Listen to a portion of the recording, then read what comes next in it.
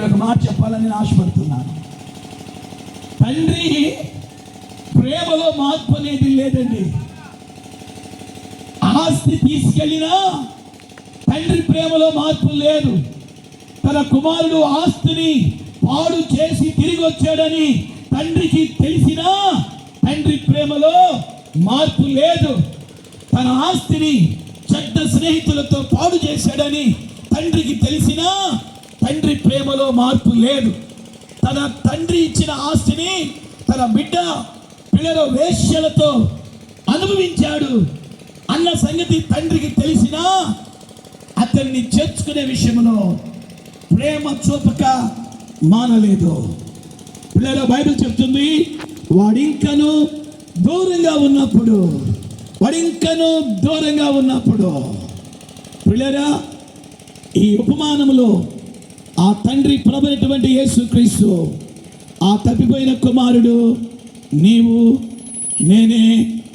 ఈ యొక్క దిగువ మెట్టలో ఉన్న యంత్ర శబ్దం ద్వారా ఎందరైతే దేవుని యొక్క వాక్యాన్ని వింటున్నారో, నువ్వు స్త్రీవైనా పురుషుడువైనా యవనస్తుడువైనా ఎవరైనా కావచ్చు, ఆ చిన్న కుమారుడు, ఆ తప్పిపోయిన కుమారుడు, ఆ తండ్రి ప్రేమకు దూరమైన కుమారుడు నీవే. ఆ తండ్రి ఇంటికి దూరమైన కుమార్తెవు నీవే. ఆ తండ్రి సన్నిధి క్రీస్తు ఆ తండ్రికి సూచన. ఆ యొక్క చిన్న కుమారుడు నీవు నేనే. తండ్రి ప్రేమ మార్పు లేని ప్రేమ. పిల్లల భర్త ప్రేమలో మార్పు వచ్చింది, భార్య ప్రేమలో మార్పు వచ్చింది, అన్నదమ్ముల ప్రేమలో మార్పు వచ్చింది. కాస్త పంపకాల్లో తేడా రాగానే అన్నదమ్ములకి మాట్లాడు, అక్క చెల్లెలికి మాట్లాడు. నెల్లూరులో ఒక తల్లి తన బిడ్డలకు ఆస్తి పంపకాల్లో చిన్న కూతురికి ఒక 50 లక్షలు ఎక్కువ ఇచ్చిందని 2 అన్నలు ఏం చేశారో తెలుసా? ఆ పాప యొక్క 2 అన్నలు అనగా తన తల్లి సొంత 2 కొడుకులు తల్లికి HIV ఇంజెక్షన్ పొడిపించారండి. ఎందుకో తెలుసా? 50 లక్షలు తమ చెల్లికి తన తల్లి ఇచ్చిందన్న అసూయతో, కక్షతో, ద్వేషముతో. పిల్లగా మనుషుల ప్రేమలు మారుతూ ఉంటాయి.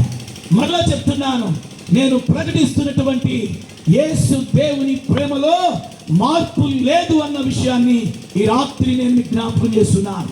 ఆయన ఒక తండ్రి కంటే ప్రేమ కలిగిన వాడు, ఒక తల్లి కంటే ప్రేమ కలిగిన వాడు, ఒక భర్త కంటే ప్రేమ కలిగిన వాడు, ఒక భార్య కంటే ప్రేమ కలిగిన వాడు, ఒక అన్న కంటే ప్రేమ కలిగిన వాడు, ఒక చెల్లి కంటే ప్రేమ కలిగిన వాడు, ఒక బంధువుల కంటే స్నేహితుల కంటే ప్రేమ కలిగిన దేవుడు, ప్రియుడి కన్నా ప్రియురాలి కన్నా ప్రేమ కలిగిన దేవుడు ఎవరైనా ఉన్నారు అంటే yes, only one person, his name is Jesus.